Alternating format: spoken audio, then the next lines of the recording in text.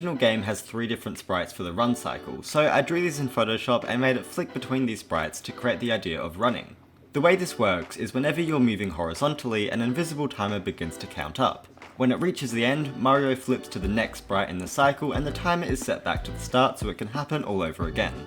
This is looking pretty cool, but I'm using an Epic Gamer PC with like 16 triglycerides of RAM, so there's a lot more I can do with it to make it look better when comparing it against this old piece of nostalgic wonderfulness. Something that I love in video games is squish, especially in Celeste for example. It makes it feel super juicy and fun to play. What happens here is that the X scale decreases and the Y scale increases for jumping and then the opposite for landing. A neat little detail that I added is that the landing effect is more noticeable the faster Mario is falling when he hits the ground, and this is really accurate to real life. No, I will not elaborate on how I know this. Alright, there's some basic platformer stuff now, but it's still pretty boring. Particles. Visual effects really weren't able to be rendered on the NES, so I added some dust particles to Mario's movement to make it feel that bit more dynamic. On the topic of graphics, I replicated the decorations for the background, and I think they look super cute. Something that I found out while doing this is that the bush and cloud sprites are suspiciously similar, probably for storage purposes, but I thought I may as well point it out because it's pretty interesting. Now, this doesn't quite feel like a Mario game yet, so I wanted to add some more iconic features.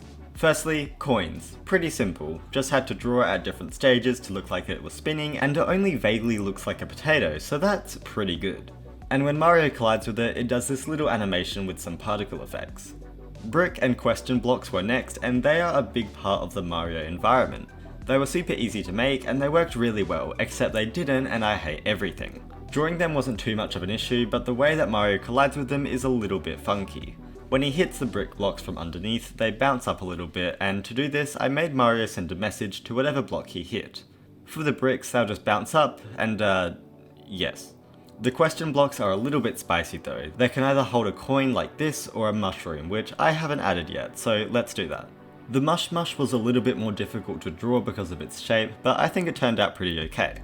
I put it in the game and wrote a little script to move it to the right, and whenever it encounters a wall, it'll simply make its move speed negative to move in the other direction. But that's only half of it, because when Mario touches the mushroom, he needs to get big. Just like Small Mario, Tall Mario has a selection of running sprites, as well as ones for jumping and standing. And I didn't have to change the code a whole lot, just instead of Mario looking like this, he looks like this. Swag. So now Mario has these two states, and he can go from being small to big by colliding with the mushroom. Also, I accidentally reversed the frame so it looks like Mario was running backwards here, but I mean, look at them schmoves.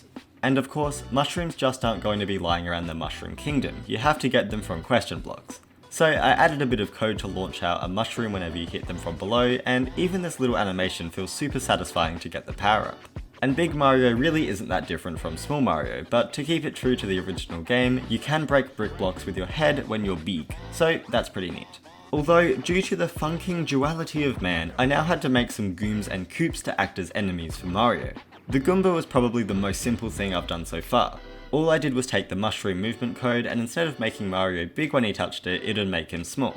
We also needed a way to kill the Goombas, so Mario constantly checks for enemies underneath him, and if an enemy is found directly below his feet, it'll launch Mario up in the air and kill the enemy. As always, I have to make the death animation just a little bit funny, so I did something similar to my corn game that I did for Luden Dare a few months ago. And even though it's not exactly like the original Mario, I think it still fits with the goofy art style. Now, the Koopa Troopers were similar, but they did have some differences. Also, maybe don't look at them for too long. Instead of killing the Koopas by jumping on them, they actually go back into their shell, and this acts as an entirely different entity. You can jump on the shell to send it flying in either direction, and it'll actually kill other enemies that are in the way as well, and with the animations I think this looks really funny. You can also jump back on the shell to stop it from moving, but this is all quite fiddly and we're just gonna move on. You see, this wonderful turtle man actually has a quite large, wet, squishy brain, and won't walk off the sides of blocks like Goombas do. At least the red ones won't, the green ones are kinda dumb. But the way I handled this was that the red Koopas constantly check in front of them for air tiles, and if they realise they're about to fall off the side of a block, they'll just turn around like normal. From a gamer perspective, this doesn't seem like a huge deal, and it probably isn't. But from a game developer perspective, this is actually a really easy way to bring in some variety to your project, and I think all of these little details are what makes Super Mario Bros. So successful and evocative, strangely reminiscent even. Also, look at how ugly this turtle is. This game mechanic also reminded me that Mario can actually kill enemies in more ways than just jumping on their head.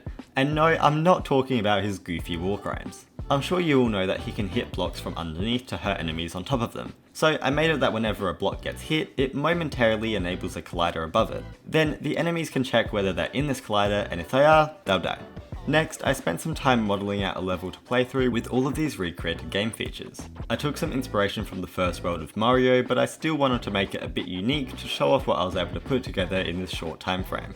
Then of course, at the end of the level comes the flagpole and castle. I just had to draw the sprite for Mario real quick and add an animation of him sliding down and then booty sliding into the castle. Boom, we're done. Oh right, I forgot to talk about the pipes. When you press down on top of them, oh, look at that, it takes us to the end of the video. Subscribe please, or I will mama your mir. Als englischer Nicht-Muttersprachler und Autor ist dies wichtig für mich. Grammarlys digitaler Schreibassistent hilft täglich